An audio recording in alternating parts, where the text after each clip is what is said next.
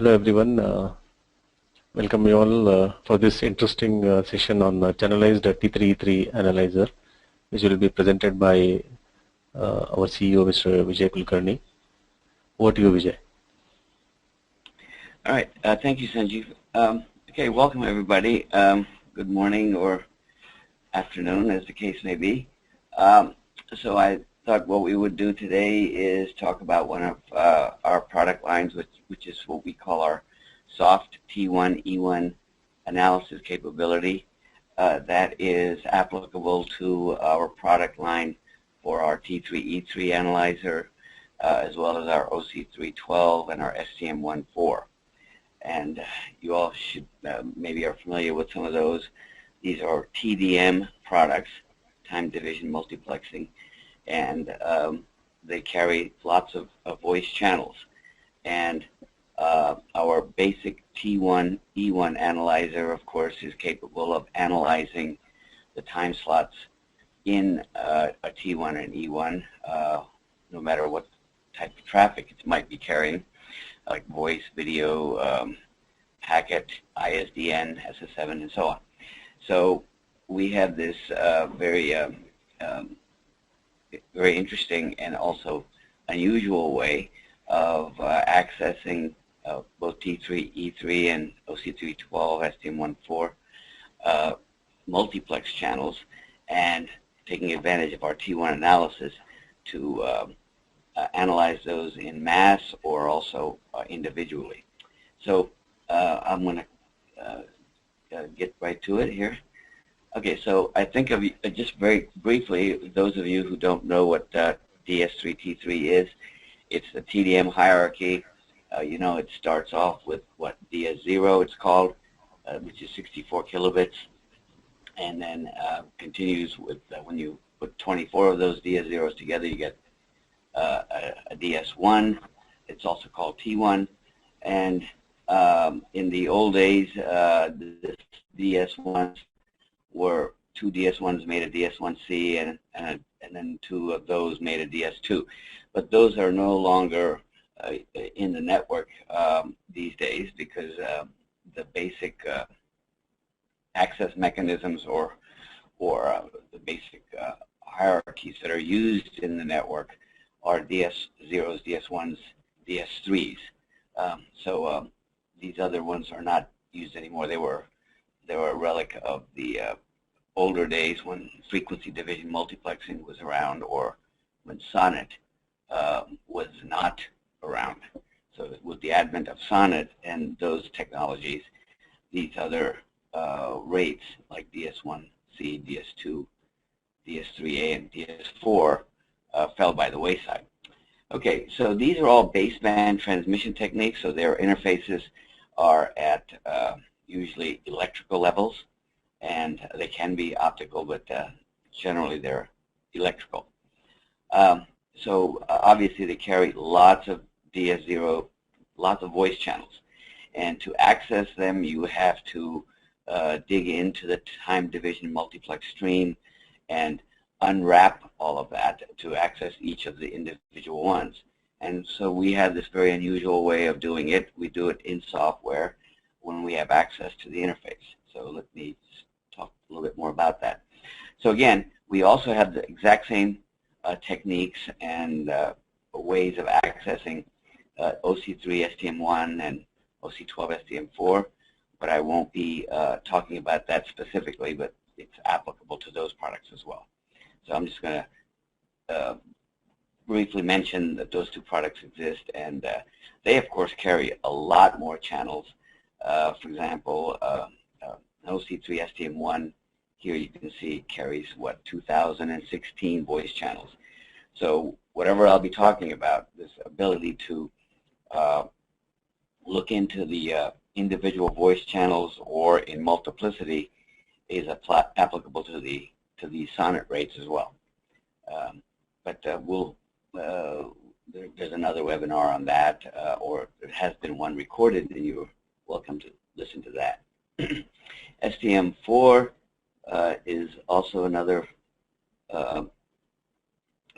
very high rate, and that has even more voice channels. You can see 16,128 voice channels, and our hardware, our very simple hardware interface, can be used to access any of these 16,000 voice channels. So, so that's a pretty exciting way of doing it.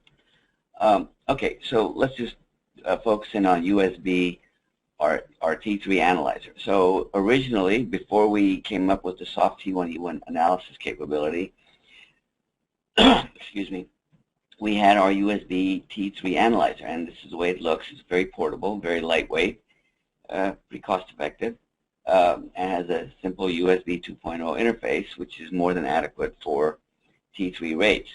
And T3E3 rates are, as you will see here shortly, and as I showed you earlier, I think they're, what, 44 megabits approximately. That's T3. E3 is about 34 megabits, I think. Let's see here. Maybe we can go back. And what were the exact rates? Yeah, so DS3 rates is 44.736 megabits. Yeah. Okay. So this is our standard T3 analyzer, and of course, in general, test instrumentation that's out there uses T3 hardware to access T3, and then they usually drop electrically. They drop one or two of the T1s that comprise the T3. A T3 or E3 will have 28 T1s or 16 E1s, and you would be able to drop, and our unit also was able to drop one or two T1s or one or two E1s. Now that, of course, does not give you the ability to examine all of them, and you would have to reset up the software and to drop a couple of other channels, but you did that individually. So you didn't have the simultaneous ability to access all of the channels at the same time. And that's what our soft T1E1 analyzer allows you to do. So let's take a look at that. But, you know, okay, very quickly, our T3 analyzer looks like this. It has, as you know, T3 and E3 have coaxial inputs, and that's electrical. There's about those are unbalanced signals, but they're coaxial, so they're shielded, and this is the method by which most of the hierarchy in the Bell hierarchy was used. They used coaxial signals for the higher rates, and at the lower rates they used twisted pair. So this is our basic hardware.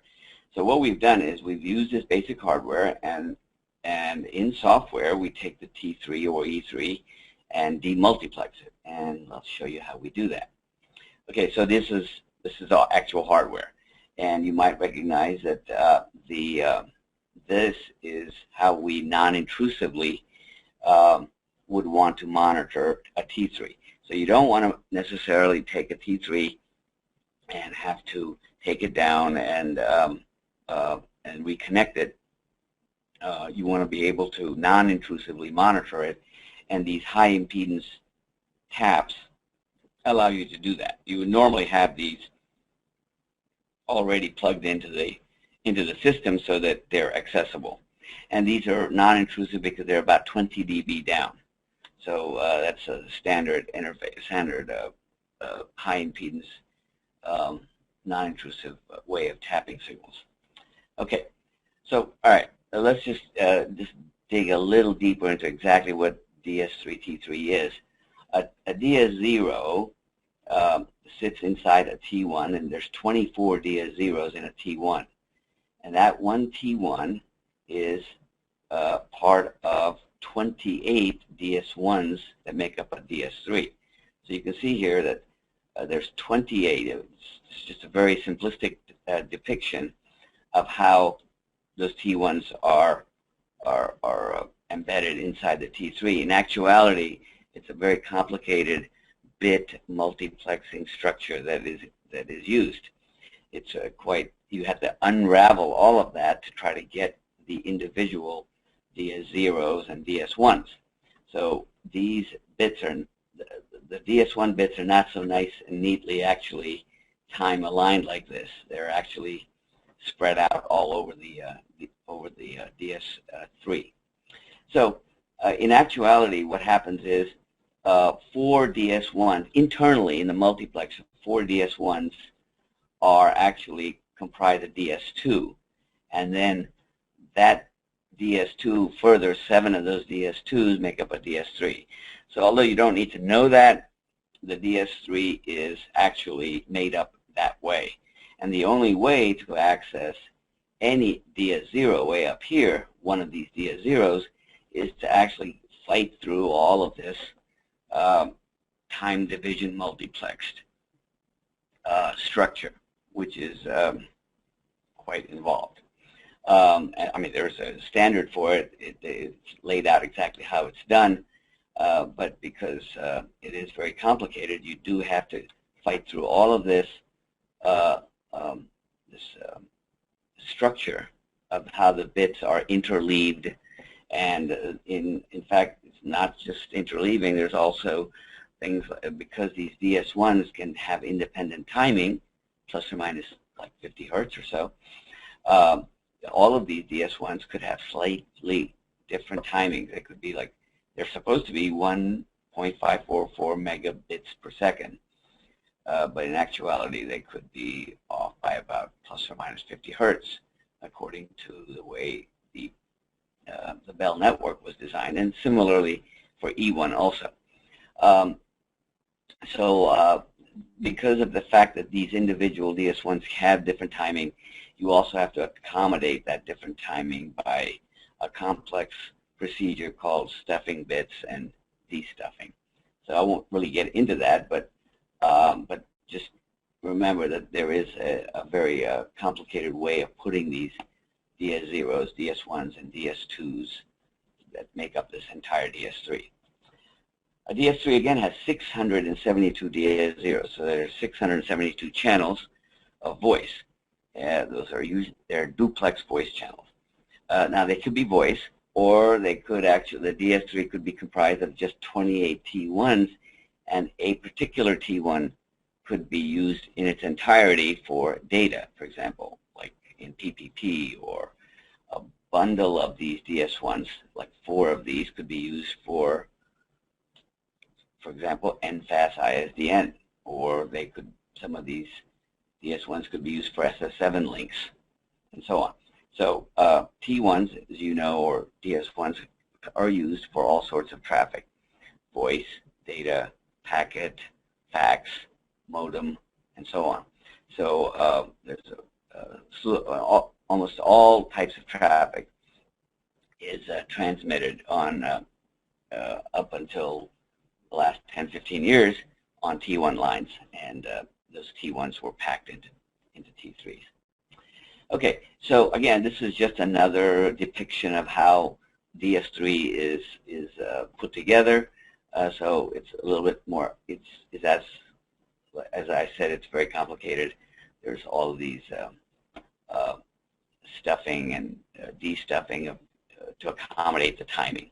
So it's very much unlike packet, right? When packet, the interface is very simple, it's very uniform, all packets are addressed, and all you have to do is look for a packet. But in the TDM world, it's a bit more complicated. You have to always fight through all of this multiplexing structure. Okay, and just to kind of complete the picture, it is an electrical pulse that is transmitted on that coaxial interface, and because it is a baseband signal, it has to be transmitted in a manner that permits clock recovery, and there's a coding scheme called B3ZS, and I won't get into that too much, but it just preserves timing. And this is just another, so this PowerPoint this entire PowerPoint will be on the web. You can be able to look at this and study these things in detail when you get a chance. But B3ZS is the way that the line coding works. So the DS3 has a structure to it that I had mentioned earlier that comprises of DS2s and DS1s and so on. And usually its C-bit parity frame format is the format that is used for DS3. And there's also another format that was a little bit older called M13. And those all are used for managing the DS3 or T3 carrier, which could have, in the olden days, it could have been transmitted over FDM circuits, or it could have been transmitted over over Sonnet, for example, and so on. So there's multiple ways of, or microwave radio, and so on. So DS3 radios are, for example, still very, very popular. So there's this structure, and all of this is for managing the DS3. Okay, and there's some more information about how that's used here in this thing. Okay, so to get right to the very important topic here, and that is how does GL unravel all of that that T3 and get to the individual T1s, and finally the individual DS0s, or the voice channels, and actually process it. Well, we have here's a simplistic picture, of course. The T3E3 is a big pipe, 44 megabits or 34 megabits, and it can carry all of this kind of traffic. And what we do is we use some of the hardware, the capability within our T3 E3 analyzer, and what we call soft T1E1 multiplexing, or software demultiplexing inside the PC. These PCs are very fast, and they're more than adequate for doing this software demultiplexing. Of course, there's a complicated algorithm, as I mentioned, but you can unravel that. And that's what we do. We unravel that entire T3 or E3 and extract out the DS0s. Now here I'm saying 1,344 DS0s, which is really what, 2 times the 672, because these are duplex. Every T3 has an east and a west, right?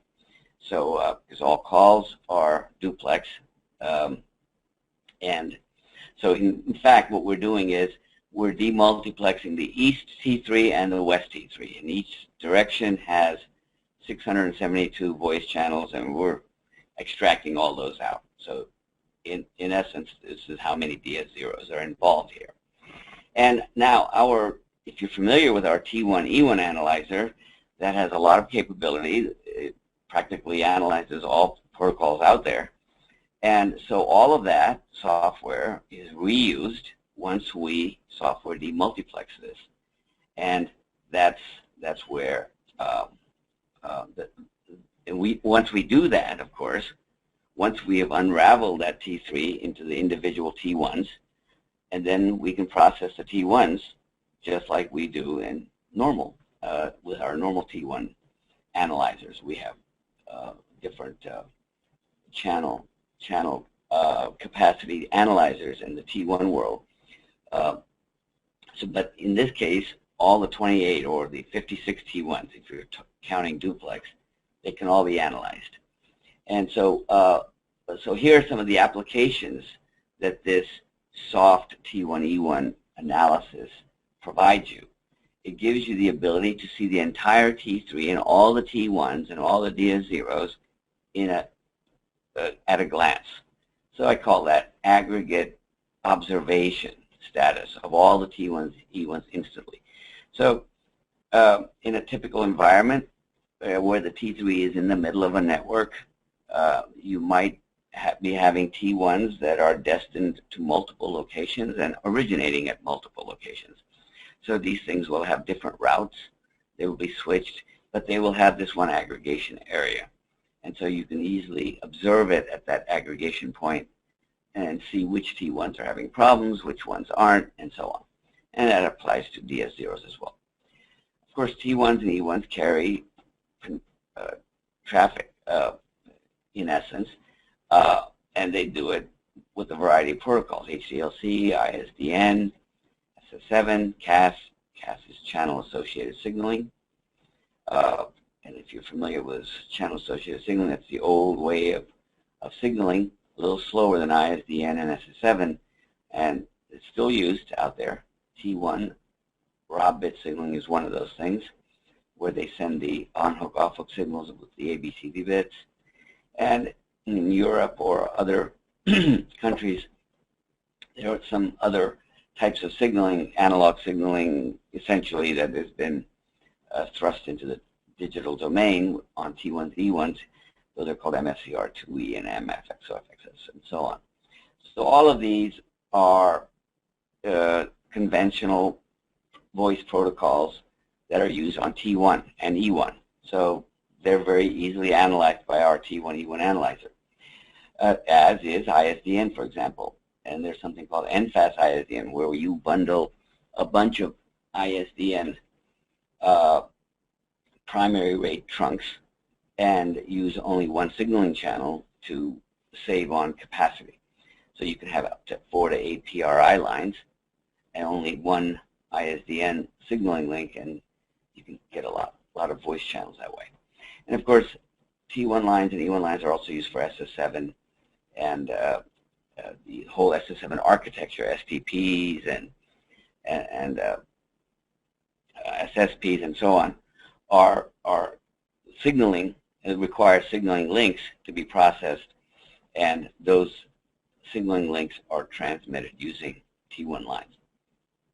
So all of this type of analysis is done by our T1, E1 analyzers and can be done on the T3, the T1s inside the T3, because those T1s could be carrying any of this kind of traffic. In fact, generally speaking, it will be a mixture of all of this. Like some of the calls, and I'll show you. And now some of the other more sophisticated uses of T1 and E1 are PPP and MLPPP, because now in the packet world, you need a way to transmit packets over TDM circuits, because Ethernet is not ubiquitous yet. It's very ubiquitous in the local enterprise, but in the WAN environment, it is not so ubiquitous, although it's getting there. And there, you might use a T1 line or a bundle of T1 lines to transmit packets. And so those are techniques are called PPP, MLPPP. Or you can even, you can frame relays as well as another technique. So those are those protocols our analyzers can analyze, that are T1 analyzers. So the fact that they are inside a T3 poses no problem. So we can just analyze all of those. And if you now recall, prior to this packet taking over everything, there was a technology that was very, the carriers were very big on this technology, ATM, asynchronous transfer mode.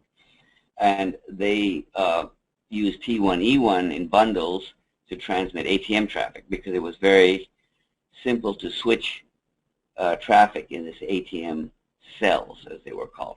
So our analyzers, now if you remember the ATM used all these different adaptation layers. They're called ATM adaptation layer. And they had 1, 2, 3, 4, 5, not even sure that that's all of them, but they were used for adapting to all of these legacy protocols like ISDN, CAS, SS7, and so on. And so they had to have all these adaptation layers, and they were very complicated ways of transmitting, converting, for example, raw bit signaling or ISDN or whatever. All of these things had to be converted to, and you had to create a protocol called this adaptation layer protocol that adapted to all of these. And trying to study all of that is a big chore. And thank goodness that is slowly fading away. Now, our hardware can also extract, it's not just for 1 or 2 T3s, we can take multiple T3s and E3s. You just need a couple of those pods. And if you're not interested in all the T1 and E1s in that particular T3, E3, then we can ignore some of them. Okay, so here's one of those applications I just talked about. Observation in aggregate. Excuse me. So we've got generally a T3, like a microwave T3, DS, might be carrier between several towers, let's say, but it might be carrying traffic from the east to the west. And this traffic could be quite different. Some of the DS1s might be used for ISDN, CAS, or whatever. Some of those T1s may be out of commission. Some of them may be okay. But if you're at this point with our simple analyzer, you can actually see the status, alarm status, or frequency of the signals, or health of those particular T1s or E1s, all at a glance, all 28. So it's a convenient place to check the health of all of the T1s and E1s. And so this is certainly one application that doesn't have to do with the actual processing of the channels, but does give you a quick bird's eye view of all the T1s. So that's certainly our analyzer. If you're familiar with our analyzer, our T1 E1 analyzer, they give you this kind of a look and feel where it tells you all, and I'll show you a detailed picture of this a little bit later, but it tells you whether it's in sync or not in sync, yellow alarms and blue alarms and bipolar violation. Well, in this case, it won't be any bipolar violations, but because it's embedded, but all of those electrical level information, including errors, CRC errors, and so on that are being monitored. So all of that is visible for all 28 T1s, in fact 56 T1s, east and west. And it gives you a very quick view of all of that with just that one small pod and a notebook PC. Okay, so again, here's a graphical look at how a T3 can carry multiplicity of traffic. In fact, one T3 can.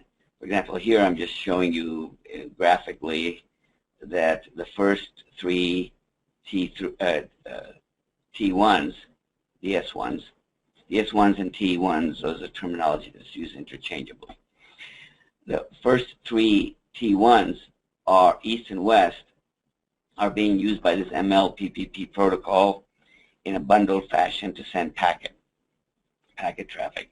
That's a very common thing that's done. It could be E1s as well. Or you could be using just one T1 for a PPP link, which is, again, generally used for packet traffic. Here I'm showing you that these four T1s could be used for sending NFAS ISDN. And this type of variability of traffic is common in T3s because a T3 is a heavy-duty pipe, lots of channels there, and a carrier may use that for actually aggregating a lot of traffic. So, and here I'm showing you that these two channels may be used for channel-associated signaling, and here these could be used for SS7. So there's a variety of traffic being carried by this T3, DS3, and since our T1 analyzers are whether it's a soft T1 E1 analyzer or the hard E1 analyzer like our octal cards or our T-probe or our universal cards, any of those protocols can be analyzed. Now the beauty here is, since you have access to all of the 28 at once, you could be doing all of this analysis at once rather than doing individually. So you could be doing MLPPP analysis and or PPP or NFAS. And the other thing is, if you didn't have if you had, let's say, 8 NFAS circuits, well, all 8 can be used by this hardware. You didn't have to buy an octal card, for example, which had 8 physical T1 interfaces, and so on. So this soft T1 E1 one advantage of this is the simultaneous ability to analyze so many T1s at the same time, because these days a lot of traffic is being used a higher capacity traffic, you tends to use more and more T1s. So you could use them, you could observe all of them at the same time, analyze all of them at the same time. So that's one of the advantages of this soft T1E1. And of course, that same thing applies to OC3, STM1, and those higher rates as well. Okay. All right. Well, this is the same picture that I showed you earlier. So we understand that. The nice thing about this is it's just a notebook PC and our conventional T3 analyzer. Okay. So how does it all work? What's the magic behind all of this? Well, I mean, you don't have to know how that works, but here's just a little flavor for how it works. This is our USB T3 E3 Analyzer. It's got these two coaxial inputs here. And what we do is we bring that in, and inside this USB T3 E3 Analyzer, either a combination of hardware and or software, we break apart all the T1s, the 28 in this direction and the 28 in the opposite direction. We break all those out and send them via that USB interface over to the software here, where in the software we synchronize to all those T1s simultaneously, and we're able to display all of these T1s simultaneously. And if you're really interested in how actually this transfer takes place, it's done with using some UDP type of packet protocol. Okay, so that's the way it's done, and you can have a couple of these you can have, like as I said, you can have two of these together that analyze two T3 duplex T3 lines.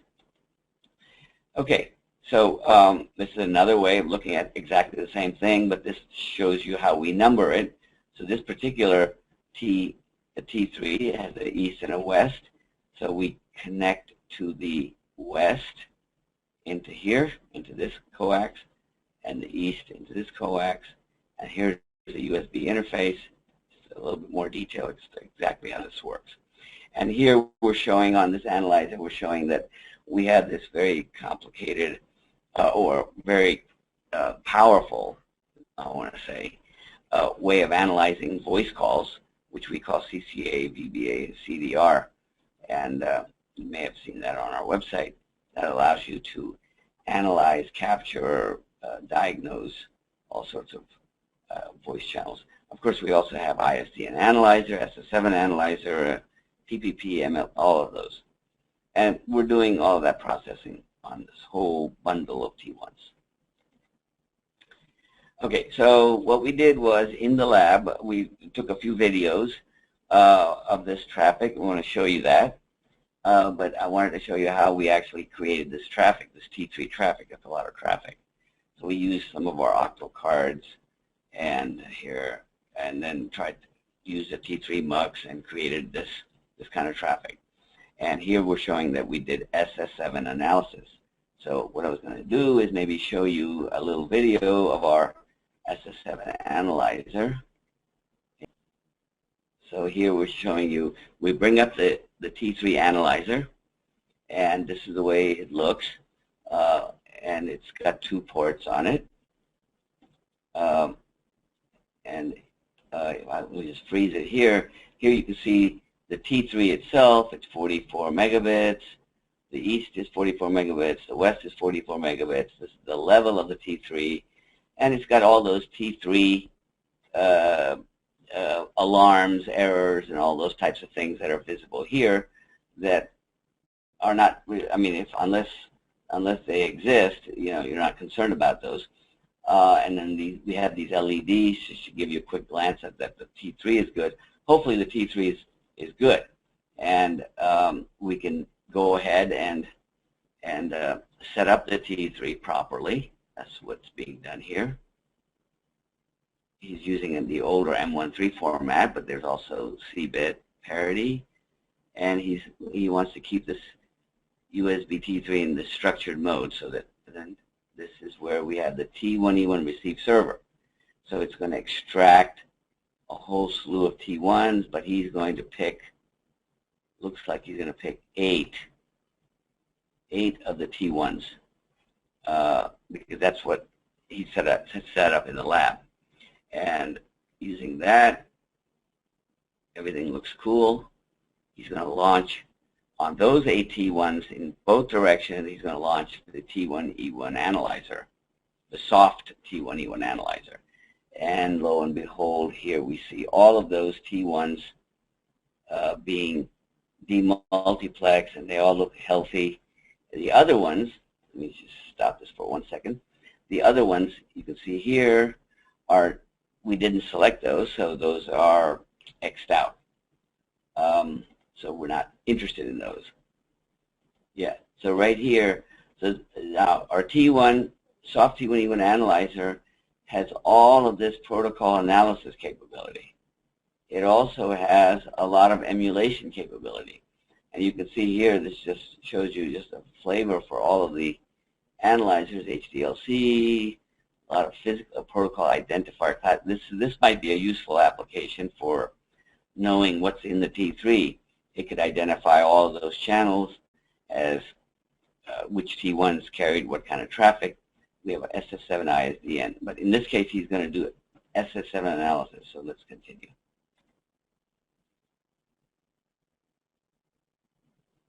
And he's going to be doing it on those 8 duplex links. And I guess he's got that SS7 link on time slot 23 on 8 duplex. They're all 64 kilobit links. And he's going to set up the analyzer to record all, to build these call records so that you can see them call by call. And he's going to start the analyzer. And now the analyzer is going to analyze all of those 8 duplex SS7 links. And here you see some of them already started having calls.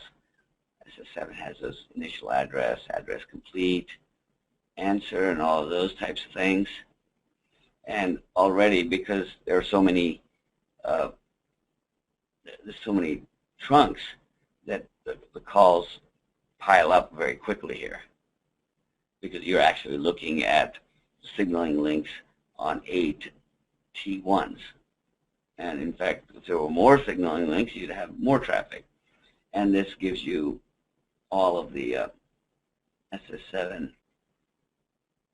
good stuff here: calling number, and so on. And then we have those ladder diagrams. He's going to terminate one of the. Okay, so he's using an emulator to emulate some calls there, and he cleared some of the calls. And okay, so that is sort of a brief view of doing a ton of SS7 analysis at the same time. You didn't now in this.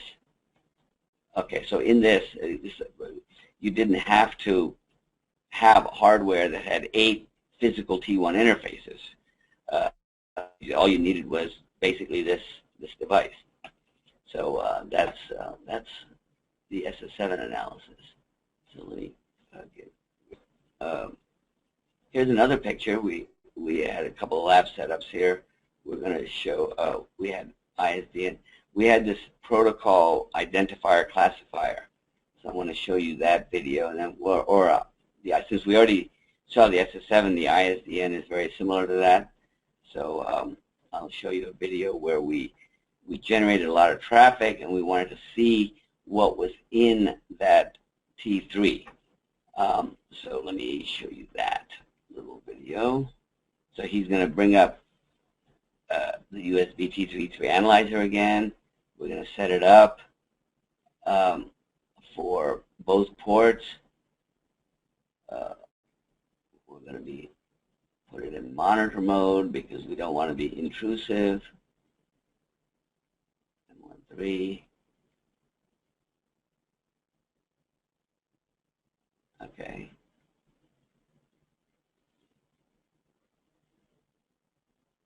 So this is the initial setup, so that you are going to set it up to look at at T1s or E1s or whatever. In this case, again, he's going to monitor 4 T1s out of the 28. He's going to start, and now he's going to launch the soft T1E1 analyzer, which has all of the T1E1 analysis capability. And here we see all of those T1s that he's processing are there, and they look like they're okay. And he's going to bring up protocol identifier classifier. So here he is actually generating traffic that was a variety like ISDN, SS7, HDLC, and so on. So and TRAU is actually a wireless protocol. It's a GSM wireless protocol. And he's going to pick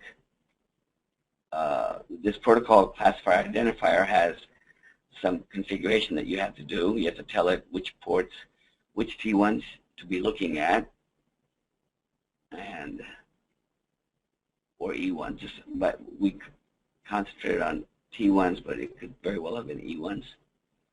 And so now this identifier classifier is going to tell you what kind of traffic is on these T1s that you are monitoring. He's going to process that, and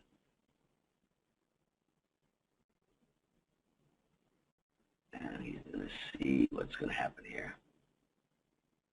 Let's take a look. Okay, so let me stop this real quick. So you can see here that there was a lot of traffic. Okay, so port 1, this is one of the T1s. Port 2 is another T1. These are all T1s, so they're paired up. Some of them have the HDLC traffic, some of them have IS. This is on time slot here for this particular T1, and essentially he was duplicating the traffic on each one of those. So this protocol identifier classifier basically saw the same traffic on each of the T1s. He had essentially HDLC on time slot 0. He had ISDN on the next 3 time slots. He had some SS7, HDLC. He had this GSM TRAU traffic. And this protocol identifier classifier was able to detect that and present this. So if you didn't know what kind of traffic was being carried, this would be a useful thing to do. So I hope you get the idea there. I'll keep running it, see what else he's done here.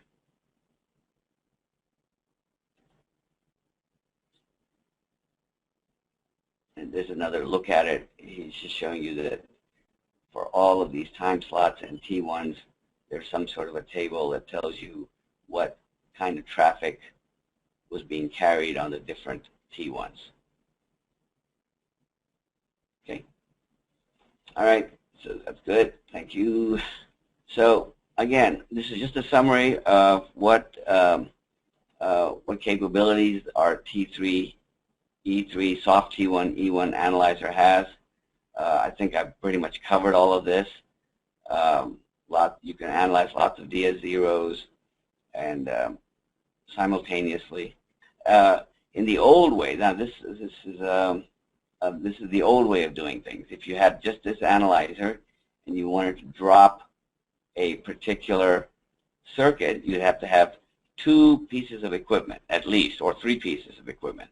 You have to have a T3 analyzer, and then you have to drop electrically those particular T1s and then analyze it. So, and then plus this only allows you to analyze a few T1s, but not all of the ones. So the advantage of having a soft T1 analyzer look at literally tens of T1s or 20, 30 T1s at a time is very advantageous. Okay. So I want to just show you a couple of things here. Remember, when we were showing you this picture, this is how you actually pick. Let me blow this up. This is how you actually select which T1s you want to analyze in the T3. Our lab was just not equipped to run the entire T3 traffic, so we were basically either using an octal card or some other cards to analyze, to generate traffic on so many T1s and then multiplex them into a T3. So here we've selected a bunch of them, 21 through 26 as the T1s. So this is how you invoke it. Okay. Let's see what else. Of course, this is one of the things that our soft T1 E1 analyzer does is it synchronizes to all of the T1s. So each T1 is extended superframe. That's the standard format. It could be D4 also, but I don't think anybody uses that anymore. Extended superframe is what people are using on all T1s. E1s, on the other hand, if this was E1, you'd see a whole bunch of different framing formats there. You'd see CAS, CRC, CCS, and so on. So there's a bunch of other formats in E1 that would have options there. Okay. And this picture, I think I showed you earlier. This is showing you a picture of all 28 T1s being occupied, and you can't even fit all of the T1s onto the main screen here. So we're seeing, I guess, what about 15 duplex T1s here, and you have to move the cursor across to see the rest. And here we're showing you all the statistics that are being gathered also. It just so happens that all these T1s were healthy. And this was the at-a-glance look at all the T1s at once and the alarms. So that if they weren't all healthy, then there'd be X's and statistics and all of these things. Okay, so and so I think this is just our T3 soft T1 E1 analyzer has all of these capabilities. I think I went through those. Here's some basics, like you can always zoom in on any particular T1 and look at that particular T1's bytes and so on. And you can even go down to the level of actually looking at the tones and the oscilloscope display of a particular DS0 among that 1,000 DS0s. We have here our ability to do capture analysis on either ISDN or SS7. These are our basic T1 E1 analyzer applications. Okay, so I think that pretty much covers most. This is our SS7 analyzer and so on. All right, great. Thank you, everybody. Appreciate it.